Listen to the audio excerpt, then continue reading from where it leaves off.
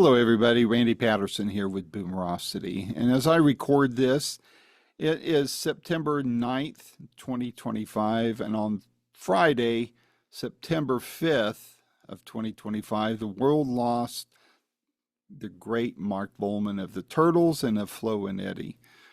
And I had the privilege of interviewing Mark 11 years ago. And I wanted to share it with you all because in those days I recorded my interviews, the audio of it, because most of my interviews were done by phone. It was a bit before using Zoom. And so I thought I would give you a little bit of a background story to all of that. First of all, prior to that interview, early in Boomerocity's life, in fact, it was in August of 2009, Boomerocity launched in the April-May timeframe of 2009. I had interviewed Leslie West of Mountain, and he invited me to the Hippie Fest show and to meet with him backstage. And so my daughter and I went, and we were backstage, and I knew that Chuck DeGron was going to be performing. Of course, I'm talking about Chuck DeGron of Three Dog Night, and I brought my hardback copy of his autobiography, Three Dog Nightmare. And by the way, if you've not read it, I highly recommend it. It's a very entertaining and insightful read. But I brought it with me in the event that I'd be able to catch him and get him to sign it, which did not happen. But as I was standing there with my daughter backstage and holding the book, just waiting to talk with Leslie and hearing the show from behind the curtains, Mark Volman walked up to me and asked me if that was Chuck's book, and I said, yes, it is. And he asked if he could take a look at it. And I said, absolutely. And I was more than happy to hand it to him. And as he was standing there going through it, he was going through it very carefully, studying it very closely. And if I'm not mistaken, he may have been working on his own book at the time. And I noticed Howard Kalin was at the other end of the backstage area on the cell phone, probably talking to his lovely wife. And it was just a surreal moment for me because I had just started Boomerocity a few months before, back in the April-May timeframe. And here I am with all these classic rockers. I saw Joey Mullen of Badfinger back there and Chuck DeGron come whisking by. He'd been not enough time to catch him. Many others, Felix Cavalieri. And what an amazing time. And so fast forward to 2014, Mark and Howard put out a box set of vinyl singles that were remastered of the Turtles music. And I'd gotten the box set sent to me to review. I didn't open it. It's still cellophane wrapped and in my collection. But I got to interview Mark in support of that. And this audio that you're about to hear is mostly unedited, but it's of that interview back in 2014. And you'll see that Mark is just a great person, very easy to talk to, very down home, and excited about his work and the business and the life that he got to live. And you see it coming from the stage how he and Howard worked very well together, sang, had a lot of fun, a lot of humor. And of course, Howard has a book too. I definitely look that one up as well. But as you listen to this, just remember the good times of our music that we grew up listening to, and who can't think of the soundtrack of our lives without thinking of the Turtles singing Happy Together. And as you're listening to it, also, would you please hit like if you're liking it, and please subscribe to whatever channel you're catching this on, and please share it with your friends that also are into classic rock and love hearing the backstories of things, because you're going to really enjoy this interview. So without any further ado, here's my one and only interview with the now late and always great Mark Volman. Until next time, this is Randy Patterson with Boomerocity. Take care.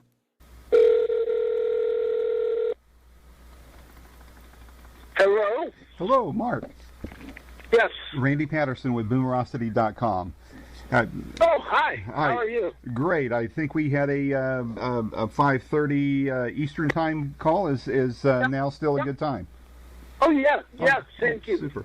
Super. Well, hey, I noticed the area code is the Nashville area. Is that where you live, or is that a pass-through number there? Well, I live in Franklin, Tennessee, yeah. I didn't know that. Wow, I could have probably arranged to drive over and meet up with you. I'm actually in, I live up in the Smokies right now. I'm over in the Sevierville Pigeon Forge area, and I know a lot of people over in the Franklin and Nashville area, and try to see them from time to time. So. Well, I teach at Belmont. Oh, okay. I didn't know that. I've been teaching at Belmont, 7 years full-time, 10 years. I was an adjunct for like 2 or 3 years, but yeah. What do you teach there? Music. I'm in the Mike Curb School of Music, Business, and Entertainment. I'll be darned. Wow. I had no idea. How do you like doing that? Well, I've been teaching 18 years. I taught for 9 years in Los Angeles at Loyola Marymount. So, yeah, I mean, I teach more than I play 5 now. So. Wow. Well, so it's really, that's what I do. I'll be darned. Well, for some reason, I had it in my mind that you lived up in Connecticut or, somewhere up in the New England area. And I had no idea you were in the Nashville area. Wow. Yep. Then we came here in 2003. Oh. And okay. so, yeah. Wow. Well, gosh. You really liked it. Yeah, that is such a beautiful area there. So, well, hey, Mark, I appreciate you taking the time to let me talk to you about this box set. You would not remember this, but I actually met you backstage at Hippie Fest in Dallas back in 2009, and that was a situation where my daughter and I were backstage, and I was holding a copy of Chuck Negron's book, Three Dog Nightmare, and you'd come up to me and ask me if you could look at it because you were curious about what his book was like. About 7 years ago. Yeah, so. yeah. Well, actually, about 5 years ago. It was August of 2009. And the great show and all that, but you and I chatted for just a moment, and nothing major or anything like that. But so I have met you before, but it's my first time really getting to talk to you. And when Wendy indicated you might be interested or be available for an interview, I jumped at the chance. I interviewed Howard about a year and a half ago when he came out with the book, and so it was just a dream come true to be able to talk with you now. So. So I appreciate you taking the time, and I promise it's kind of hard on these things not to ask questions you haven't been asked a million times, but I'll try not to be too painful about it. I'm gonna keep it specific to the record. So absolutely. Yeah. So what has been the reaction to the box set so far? I know it just came out this week, but what's been the reaction and feedback so far that you've gotten on it? Well, first of all, you're right. It's finally reaching the public for the first time. But we actually have been selling the box set at our show for 2 years. Is that right? The first was Hippie Fest 2011. We put together this box. It was different. What had happened is we had been in a lawsuit with a company called Collectibles, who was a company out of New Jersey, and we won the lawsuit and were able to pretty much shut them down, and they didn't have financially what the courts asked them to pay us, so what they did is they gave Howard and I all of their product. And all of that product went into pretty much a locker holding on to all of the recordings of the Turtles that they had put out on 45. And so what we did is we took all those collectibles, and we put together some really limited box sets, about 1,000 box sets of the material, and we sold them at our show, and it was the only place you could get them with these 45 RPM versions. And one of the things that we wanted to do which we started working on, was getting all of the recordings together to bring it to a stage of remastering everything. And so because we wanted everything to come out of the same place, and so we got together with the people who we work with over at Rhino and went into the studio last year, and we put together the first box set of the Flo Eddie version that you have in your hand. The only difference was that next 1,000 we did, we sold at our 2013 show, and we had a different configuration. The box didn't list everything. It didn't have all of the 45s listed, what was on the A and B side, and so forth. So we knew we were eventually heading towards a finished product, and that's the one that you have in your hand. That is a collector's dream for us, which was to get all the 45s together, remastered in a high-quality state. The vinyl is really heavy, so that it won't skip, and it sounds just as great as the original 45s.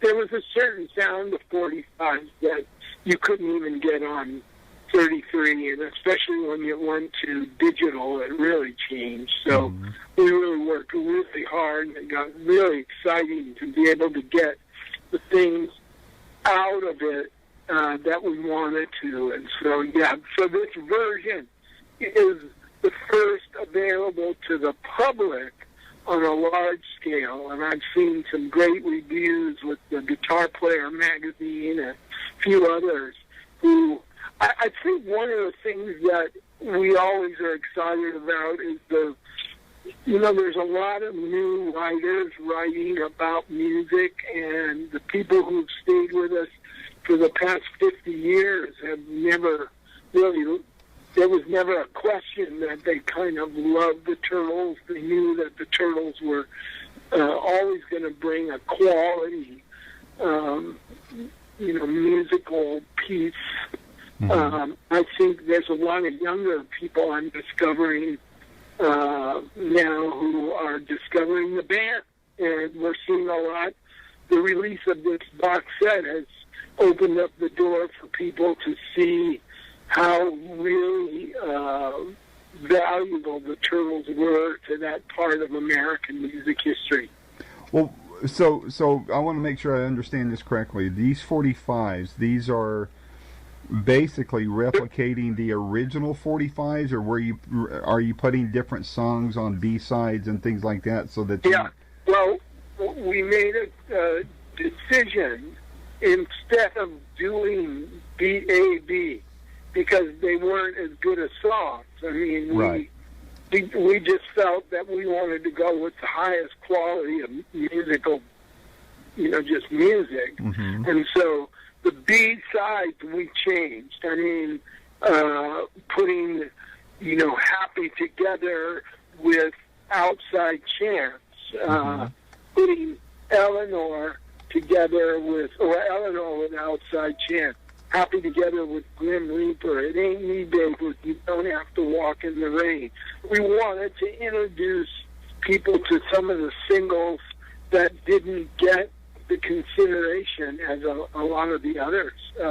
Records like Let You Know What I Mean and Let Me Be, Love in the City. I mean, there's some really, really good recordings are taking the place of the B-side, which were some fun records, but just not the quality we felt that the singles were. So what we did is we brought together all of the records that were released as singles. Story of Rock and Roll, Sound Asleep, Can I Get to Know You Better? Those were all released as singles. And so what we did is we put together the singles for this particular release. So when putting this together, did you, and coming up with these decisions of just like how you said, did you find yourself thinking, gosh, if we'd known then what we know today, or if we had this kind of gear back then, we should have done X, Y, or Z differently? Or, I mean, was there any kind of, coulda, shoulda, woulda type of thinking as you guys were working on this, or was it more of just, was there any kind of introspection about this as you revelation sort of thing? Yeah. I think there's always a revelation whenever you get a chance to listen, to a piece of music over and over, and then kind of remembering back to the time when we were making records. I think you take a record like Love in the City, or you take a record like The Story of Rock and Roll, putting those on and hearing those records and thinking to myself, my God, these were fantastic recordings. I mean, like Story of Rock and Roll is just an insane record. It's just a fantastic arrangement. It's just a fantastic record. And when you hear, Story of Rock and Roll, or you hear a record like You Don't Have to Walk in the Rain, and you think to yourself that the time that we spent making this record, the unfortunate thing was there were so many problems that were beginning to escalate through the business part of the Turtles with White Whale Records. Mm-hmm. Sometimes you forget it. Yeah, maybe we could sit back and go, geez, isn't it too bad that we weren't on Capitol Records, or we weren't on Columbia Records? I mean, artists like the Beatles and artists like Paul Revere and artists like the Mamas and Papas, they all benefited from the fact that they were on major record companies who had a lot of money, mm-hmm. who could allow them to make records for months on end, hiring the best studio musicians to come in and play, Pet Sounds, and to play the records of Paul Revere and the Raiders, to bring Tommy Tedesco and all the Hal Blaine, and it's all those fantastic music. We couldn't do that. We were on such a small little record company, White Whale Records, that it's mind-boggling to me that our records ever even got heard sometimes. It's amazing to me that a record on White Whale, Happy Together, could knock, a record like Penny Lane out of the #1 spot in the United States, because it was such a small, little, tiny company. We had to play on every record we made. I mean, the records you're hearing are the Al Nickel and Jim Tucker and Howard Kalin and Don Murray, and so I mean, we're not celebrating the great musicians of Hollywood with the Turtles music at all, No wrecking crew backing you on it. It was you guys, right? The only wrecking crew was our record company, who almost wrecked our record, our record company. But I mean, I think you can sit there and go, wow, what if we'd have been on ABC Dunhill? What if we'd have been on those big record labels? Imagine what would have happened. But it just wasn't meant to be. I think that every record that we were fortunate enough to have, and take a record like Happy Together, it took Happy Together to open up the next 2 years of recordings. People saw we were more than just a one-hit group. I mean, yes, we were fortunate to have one of the biggest records ever made. And I mean, it's probably top 10 played record on the radio for history, maybe more. But I think we were fortunate that Happy Together introduced us into the public to records like She'd Rather Be With Me Eleanor, You Showed Me. I mean, it's pretty, that was what was amazing about putting this box set together, sitting in the studio. And really, the Turtles were really something. I mean, being away from it for as long as we have, we're able to kind of listen to it. I mean, we would look at each other like, my God, this record is just, it's friggin' crazy. I mean, you listen to a record like, you know what I mean?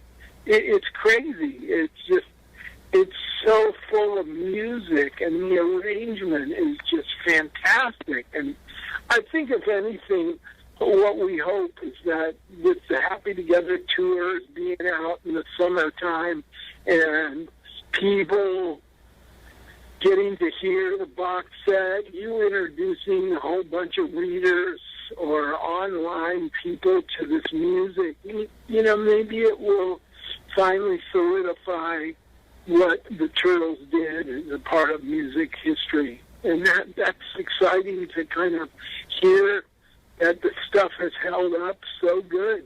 And I'm just really excited to see it finally come out like this. So do you feel like those arrangements and everything you just described, is that what is making the Turtles music still such a strong, you know, presence in the music industry there, as far as, you know, the radio stations and people buying it, you know, the compact disc or anything, or is it just the I mean, you guys weren't dark in your music. You guys weren't, you know, protesting anything. You guys were happy together, to pardon the pun. But you know, which do you feel is the biggest reason why Turtles music is still so strong today? I think that we've been fortunate that we found ourselves connecting at a lot of different musical styles. I mean, we had that first little blast of folk rock with a lot of jingle jangly 12-string guitars, and having that "It Ain't Me, Babe, Let Me Be" period that sort of opened the door to a more pop record era, which was going to be the kind of You Baby, Outside Chance, that period of time that kind of opened the door for ultimately Happy Together and the pop music of that era, and then the kind of tongue-in-cheek parody, comedy side of things when we got to records like the Battle of the Bands, where we had Eleanor finally kind of come out with us sort of making fun of ourselves in records. I think you see the Turtles' career is really, it's not one style or one era of music. It really held strong for about 5 or 6 years. And then I think maybe when Howard and I went off with Frank and we kind of continued performing a few of the Turtle songs in the Mothers of Invention show, that it sort of opened up, people really saw that it was much more than just a singles flash in the pan hit record band. It had a sense of humor. It had a sense of organization. It was, I think our biggest fault was we just didn't have the financial firepower in that era to be able to follow through building the audience that other artists could because of the amount of success. You know, a record company like Capitol Records for the Beach Boys was an asset that we never got the benefit of. I mean, we never had the financial ability to hire a press agent month to month to be able to keep us on the cover of, you know, those magazines back then, the 16 and the Tiger Beat and all of those ways that groups were beginning to become more cheerful to the audience, and we had to really fight our way through, and I think that's what made the Turtles' music so strong, is that we couldn't just put out a record and think it was going to just sell 1 million copies. We really had to continually be out promoting it, continually be out touring with it. We were doing a lot of days every year to sell those records and to make people aware of that. And so, I don't know, it's hard to say, but I think that we're seeing kind of a rebirth. This Happy Together tours the last, say, 5 years have just been highly successful in 56 cities. I'm kind of thinking that we are sort of solidifying our our place a little bit more, and that the tours have really helped to do that. People, come out to the shows now because they know they're going to get a quality show. Yep. And that's, we're already having meetings about next summer in terms of bringing the tour. And the Happy Together moniker has really tied together some really great acts who, couldn't afford to be out there on their own. And so the tours have really helped us put together acts like the Buckinghams, acts like the Grassroots Association, Cowsills, the Mark Lindsay's, and put those people together and kind of tell them what you're trying to do philosophically, and just bring the hit songs, just one after another, 2.5, 3 hours of just top 10 records. That's what people love about those shows. And absolutely. It's been really a fantastic reward for us on the back end. Do you think, though, I mean, you mentioned about, it'd been great if you guys had been with Capitol or Paramount or somebody, but if that had happened, what would have the chance have been years later when you and Howard were able to secure ownership of the your publishing rights, the rights to the masters and to the songs and all that? Would you have been able to have done that against the Capitol or against the Paramount or any of those other labels versus, White Whale or something? Do you think you would have been, could you have still wound up owning your music if that had gone that way? It's hard to speculate, because the way that all took place was it was totally not planned. I mean, it was just one of those things that ownership happened as a byproduct of some really negative stuff. I mean, the fact that we had the problems that we did with White Whale Records certainly is a big part of it. But I think also the thing that I think about is that it might not have allowed us to perform.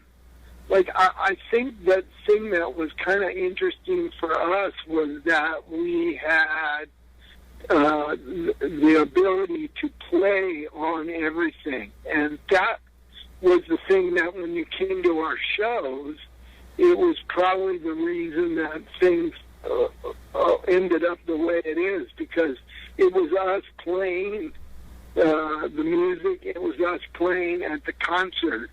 So there was not, we weren't trying to reproduce the music of the Turtles. We were the same people that made the records were out there playing the records. So that was also a big part of it. And I'm not sure, how things would have come out had it have been different. I just know that all through it all, we played it all.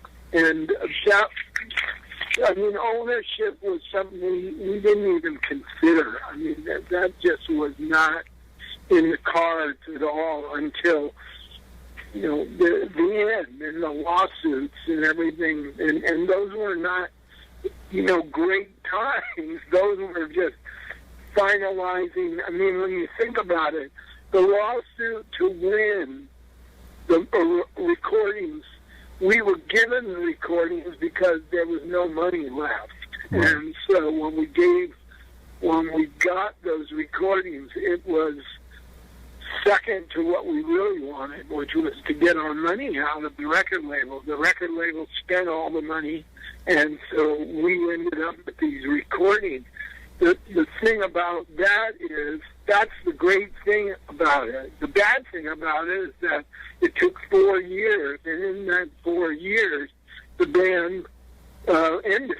Mm-hmm. So, I mean, we never really got to finish what we had sort of set out to be as a band. I mean, that's kind of the problem with everything, was that it just ended. I mean, we sort of said goodbye one afternoon.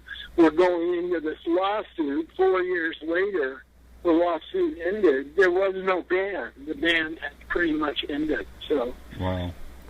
That's kind of the thing about it all, that is kind of a sad state of affairs, is that the good thing is we got it all, but the bad thing was that there's not really a complete, there's not an ending to it that you can be happy about. And that's too bad, Yeah, it is. Well, from the standpoint of the vinyl offering, this particular vinyl offering, what has changed in putting out a vinyl record today versus 40 years ago? What has been? I mean, perhaps you weren't really seeing the act. I mean, it sounds to me from what I've read and everything that you've been more involved in the nuts and bolts of getting a vinyl record out today than you might have been involved with 40 years ago. Yeah, and a lot of that is just technology. We've had to really rope technology and bring it back to a much more basic feel to it. I'm not sure this will be the last of it. I think we're at a really good place with this particular version, this box set. I'm not sure that we shouldn't aspire to do what maybe the Beatles have just done, which is, because of our ownership, we could go one more step with this, which I think would be really fun, and that's to do mono. Because the original recordings we made were made in mono. Mm-hmm. So, in thinking about, well, now what do you do? Somebody said to me, so you've put all these vinyl things. Well, we're really right in the middle of all this stuff. It's really fun because we have the support of Manifesto Records, which really is a key part of this. Having, one person who really gets it, who says, let's do this. And we're doing small runs of these things because they're not going to, this is not a money-making kind of thing. I mean, of course, our CD is out. People can get our CD. I think last year, downloading of Happy Together was over 100,000 downloads of the song itself, which we own. Mm-hmm. So you take it on all sides. We're trying to cover all the bases. One of the things we've been considering doing was a seven record box set for overseas of the Flo Eddie albums, the reggae album, the Crossfire. I mean, we're fortunate that we have just a lot of crazy shit.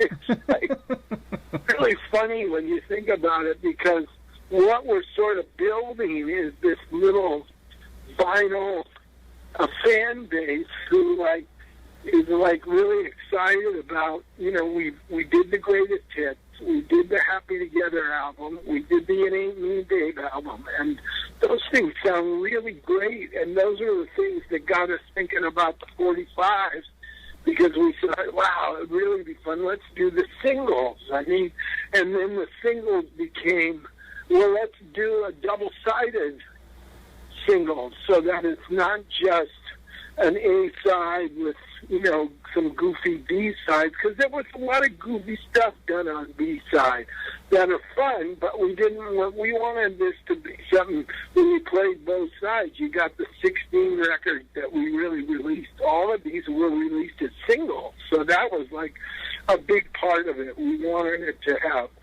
the best of the stuff, and when you look at the titles, for the collectors who collect Turtle stuff, these are the best of it. I mean, it's the same songs on our greatest hits we did as A and B side. So now we're just thinking, now what?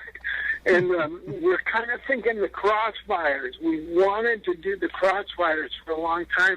We were able to pull together a Crossfires record for Rhino back in the 70s or 80s, and it came out. It's available on digital on iTunes. Oh my gosh. I mean, when you think about how crazy it is to have a song out, an album you made in high school, the Crossfires, is available on iTunes. Wow. It just makes us laugh, because it's like the things that we have that are available are just really fun. It's fun stuff. And, you know, it's like this guy mentioned to me a few days ago. He said, I went to this garage sale, and going through the records at a garage sale, I discovered a record you guys did called Checkpoint Charlie, which was a vinyl record that played from the center out. Oh, crap. And Rhino put that out, and we're now talking about redoing that. We're collectors, Howard and I. We collect. So when we're doing these kinds of things, we're always thinking about, well, what would a collector take to a singles play, you know, party? Like I go to gatherings here in Nashville of people who just bring vinyl, and everybody brings a half a dozen vinyl things, and throughout the night, guy will go up, put it on, and it'll just open the door to 20, 30 minutes of dialogue, you know, talking about this particular record, you know, High on Love by the Knickerbockers. And all of a sudden you're off for a half hour talking about the Knickerbockers and the vinyl. And it's just a really, it's like being a collector of fine art, you know. It's just it's one of those things that brings people together. And so I know a couple of the guys who come to the vinyl parties, like Gary Cowan of the E Street Band, and Henry Groves, who wrote Shannon, and Bill Lloyd from Foster and Lloyd. There's just a whole group, a bunch of guys from Third Man Records who are all involved in vinyl collectibles, and so a lot of the stuff we're doing is for those people. I mean, those are the people who are making. We're not trying to build a new fan out of the. I mean, it's great if we do, but this was really done from the perspective of our deepest, you know, fan who really will get it, who really will be excited about having the 845 RPM singles of the Turtles, something that they could never get really in one place. Right. And so it makes it really fun. And then that's all it was really ever meant to be. It's so crazy because we're just really excited about the fact that, I mean, we've been selling this for 2 years in our show, and it paid for itself. I mean, if you do 2,000 copies, the first year we were selling the box set for something like $50 or $60 autographed by me and Howard, and we were selling 6 a night. Now that doesn't seem like a lot, if you do 50 shows, that's about 350 of those box sets we did. Yep. And then the second year, we did probably about the same, but we lowered the price because we were trying to make it more accessible. And then the third year, we actually did 2,000 copies because through Manifesto, we were able to put together for record stores in the international marketplace now that we're selling our records to England and Scotland and Ireland and a lot of countries who still are fans of Flo and Eddie. Mm-hmm. And now we're starting to see there's a lot of vinyl stores. I mean, in Nashville, you've got like 4 very popular vinyl stores. I mean, and so having our box set finally available to get out into the marketplace is exciting, and it'll be fun to see it get out there. And I'm already seeing some really nice reviews. Guitar Player did a really nice review, and one of the other writers. So I think the people who are collectors and people who love vinyl are going to really enjoy the fun of having this. Well, at the end of my review of it, I suggested people buy 2 sets, one to actually open and listen to, and the other to keep in its wrap so that it'll... Yeah. You know what? That's so crazy. It's like that's what it sort of has become like this kind of little secret that is grown up. The secret has grown up. Mm-hmm. I mean, Jack White has made a living out of what he's doing with his vinyl business, and that record he did with Neil Young, that Neil went in and did direct to vinyl. We knew about that. I knew Ben, the guy who works with Jack, brought that record about 6 months before it came out. He was playing at the vinyl party for us,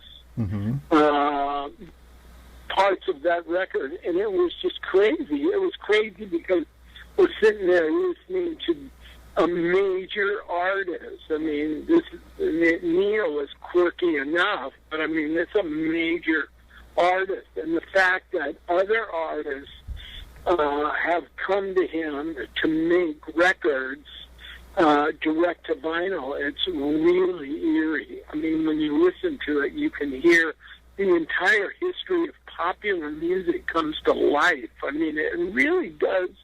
It just gives me the chills, you know, to think that's the way records were made. And the fact that we can get that close putting out our records on vinyl, it's really exciting. It's really fun. It's fun to be in the studio and remaster. It's fun to put the cover together. I think our cover on our greatest hits album, the Save the Turtles vinyl, is just a fantastic.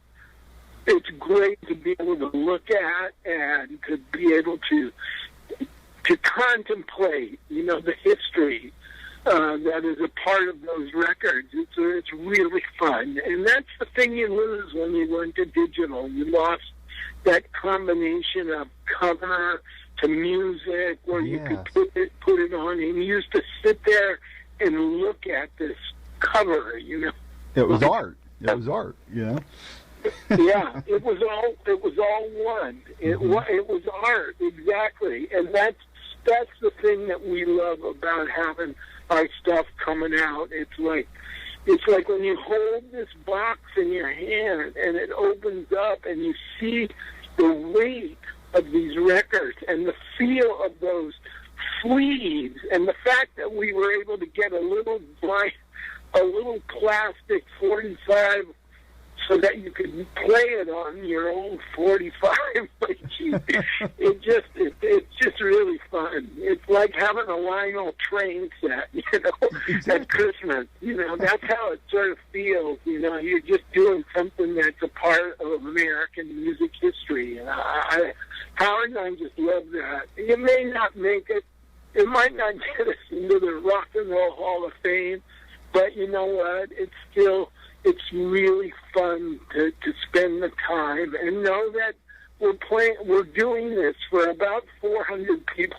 And that's just great. That's just because that's 400 people is turning into about 4,000 of you now. You know, we're all part of this kind of secret society. Exactly. And it's kind of fun to have.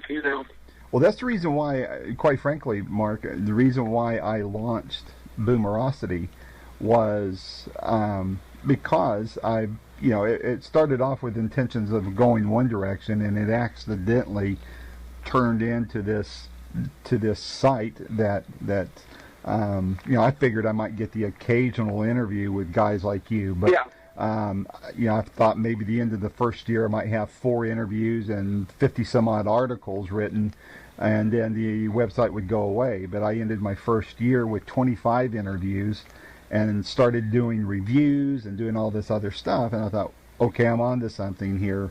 It's not monetized yet. I'm working on being able to start drawing advertising and stuff so I can maybe actually make a living doing it. But my whole point was I wanted to focus on the baby boomer generation, so that people that grew, like us, that grew up listening to great music like yours, can, number one, remember and celebrate what it was all about back then. And so, I was a teen in the 70s, so you guys would have been my big brothers, right? And so, my generation was borrowing or stealing your records and guitars, and then, that's how the 70s kind of come back through, and we did our thing, and then the little punks in the 80s kind of screwed it all up. But but I'm, the whole purpose of Boomerocity is to do exactly what we're doing right here, and that's, I want to talk to you, find out what's new going on, making people aware of that box set, and then maybe start thinking, hey, I hear they're going on tour this summer, and be able to see and keep all of that alive. And then I also start interviewing people and making people aware of music of up-and-comers that I think our generation would like. People like a Joe Bonamassa or somebody along those lines that get into rhythm and blues and are very, very, very good at it, and very smart businessmen at that. But the whole point is for our generation to just remember everything that we loved and was endearing to us, and remembering those good times and the lessons we learned, and maybe turn around and influence other people with what we learned, and maybe apply it to in other ways today. So it's been a lot of fun for me. I'm in my 6th year doing it, and to be able to talk to somebody like you is always a huge thrill and a huge honor for me. And I hope to keep information and your stories alive to people so they can keep remembering. By the way, before I forget, earlier today I interviewed Jim Peterick from Survivor, and he told me to tell you hello. He remembered working with you in Vegas, and I guess you guys have done some other things. He's got a book coming out on the 23rd, I guess it is, his life story, and all the stuff he's done with the various bands and things of that nature. But he met his wife at a Turtles concert in the 60s, and I know that Jim. With him and I have run into each other. He came. I've seen. We did work together a few years ago, but I've known Jim a long time, and I know his history with our song from when we met. He told me the whole story, and he's what you're doing is really important, and it's important to the history that we kind of feel like that we're lucky to be in a position to be able to do the things with our music that you want to do. Those are just fun things to do. And it might not be a money-making situation, but it's definitely something that it takes a lot of time. As I've described to you, I think we spent about 2 years getting this to where it is. and that's from just having the luxury to do that. And so we're just really glad it's out there. I appreciate the time. Thank you. Thank you, Mark, and hopefully I get to meet you down the road sometime. Okay, bye-bye. Take care. Bye-bye. This has been another stellar episode of Boomerocity with your host, producer, and friend, Randy Patterson.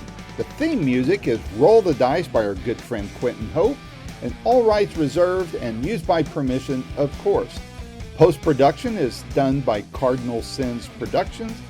The Boomerocity name, logo, and content is copyright protected, so all segments may only be used with written consent by Boomerocity and or its assignees. You should direct your inquiries to input@boomerocity.com, and the copyright is 2025.